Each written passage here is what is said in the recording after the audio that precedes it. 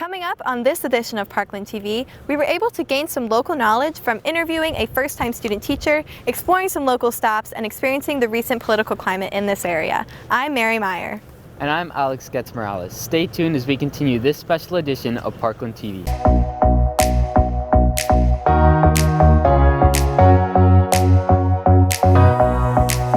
This is Parkland TV Live. Good morning, STN. Today is Wednesday, March 4th. Welcome back to Parkland TV. We are outside of Parkland High School, where our team has been searching around the campus for some of the things that make this building unique. That's right, Alex. Mrs. Jorgensen is student teaching for the first time this year. Being a student teacher can bring a fresh perspective and give the students a new experience. There's also a lot to learn when moving to a new school. We were able to get a chance to speak with Mrs. Jorgensen about her experience so far as a teacher at Parkland High School and what she's learned about the area. News correspondent Zoe Streeter has more on this story. Ms. Jorgensen is a senior at Kutztown University. She had the opportunity to student teach under Ms. Mahmood in the Spanish department. We spoke with her on her experiences being a first-time student teacher. It's been great. I've had a lot of help from my teacher and from other teachers, and the kids have also been really very helpful and very well behaved and great. That as much as I know Spanish, I don't know it. Learning the intricates and the specifics of the language is very different than being able to just speak it, and I've learned a lot of that I need to improve upon.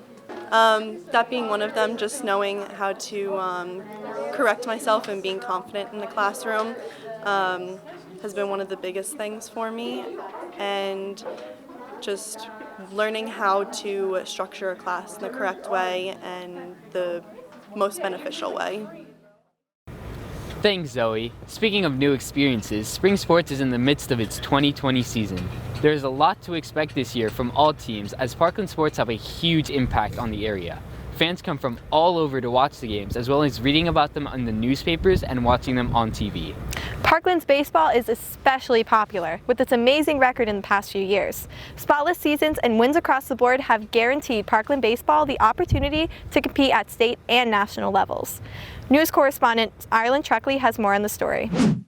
Thanks, Mary and Alex. Spring sports have just begun and everyone's blood is pumping. This past Monday, Tuesday, and Wednesday has been filled with stress while students are trying out for a spot on Parkland's teams. One top sport that has everyone sitting at the edge of their seats this season is baseball. Parkland baseball last year made it to states and the Skyline Champs District Semi, and we are hoping for the same outcome. Workers are putting in some sweat and tears to make this field perfect for the great upcoming season. From Parkland's baseball field, I'm Ireland Truckley.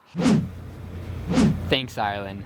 I know I'm excited for the upcoming baseball season. This edition of Parkland TV continues right after this short break.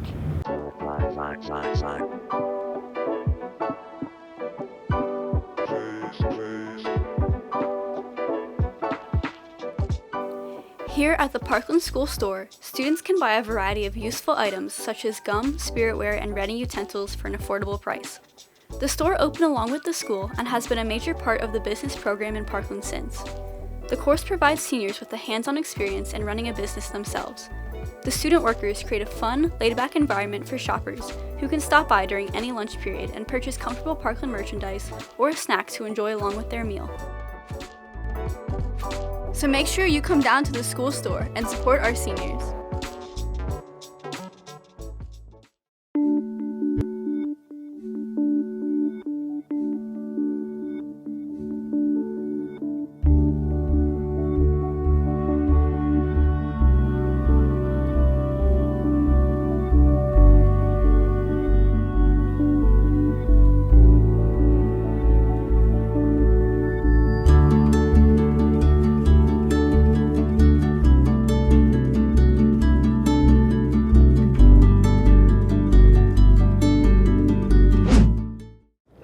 Welcome back. Before we get into our next segment on the political climate, let's hand it over to Darlene Diaz with the forecast for today. The weather has been lovely here in Allentown, Pennsylvania lately. Now for today's forecast, there's a high of 53 degrees Fahrenheit and a low of 33 degrees Fahrenheit. Expect 60-mile-per-hour wind with a wind chill of 36 degrees Fahrenheit. Make sure to wear a sweater so you don't get sick. There is 10% chance of rain this morning, but later tonight expect 10% chance of rain showers. Expect this before midnight. Thank you so much. This has been PTV News Weather. I'm Darlene Diaz. Now let's hand it back to Alex and Mary. Thanks, Darlene. In the past decade especially, the political climate has become more prevalent in this area and the high school specifically. That's right, Mary. The Super Tuesday election was just last night. Maya Helma has insight into the event and had a chance to talk to a student on their opinions on the election results. Thanks, Alex. We use special coverage today on the crazy Super Tuesday election results from yesterday. The big story is the skyrocketing momentum that Joe Biden's campaign is currently experiencing, which many have dubbed Joe-mentum, giving former frontrunner Bernie Sanders a run for his money. Yesterday, 14 states went to the polls to vote for a Democratic candidate. Despite doing poorly recently, Joe Biden's campaign has resurrected. Last week, after Majority Whip Jim Clyburn's endorsement secured the black vote in South Carolina, Joe Biden swept the state.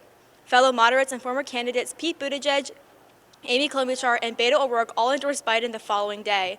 With a narrower moderate field, Biden's path to the nomination is much clearer, as Bloomberg is now his only competition. So far, Biden has won 8 of the 14 states, including the big surprise Texas, and Bernie has won 3. 2 states, California and Maine, have yet to be called. While Bernie's lead in the 494-delegate California could cost a movement, it's important to note that any candidate who receives 15% of the vote passes the threshold to receive delegates, meaning that Biden can still maintain his lead in the delegates and walk away with a sizable amount of delegates in California. Another part of the narrative is the movement from the bottom of the ticket.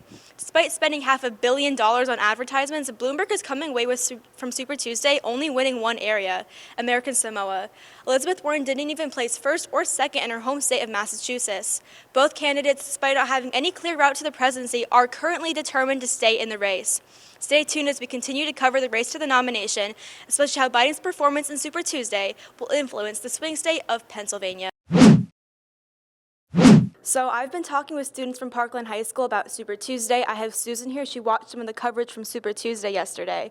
Susan, do you think anything that happened yesterday was surprising to you at all, and has it changed your way of thinking at all? Right, so as many know, Joe Biden did really well yesterday, which isn't as surprising as it may seem because Buttigieg and Klobuchar both dropped out, which leaves the moderate vote less split. And Bernie also did really well, which isn't as surprising because he's been leading this Democratic campaign throughout the entirety of it. From the campaign trail, I'm Maya Helma for Parkland TV and Film. Back to you, Alex and Mary. Thanks, Maya. It's very important for our generation to be involved in or at least informed about politics so they can take a stand based on their own opinions. I completely agree, Alex. That's all we have for you on this very special edition of Parkland TV. Thank you for tuning in. I'm Mary Meyer. And I'm Alex Getz Morales. Be sure to join us next time on Parkland TV.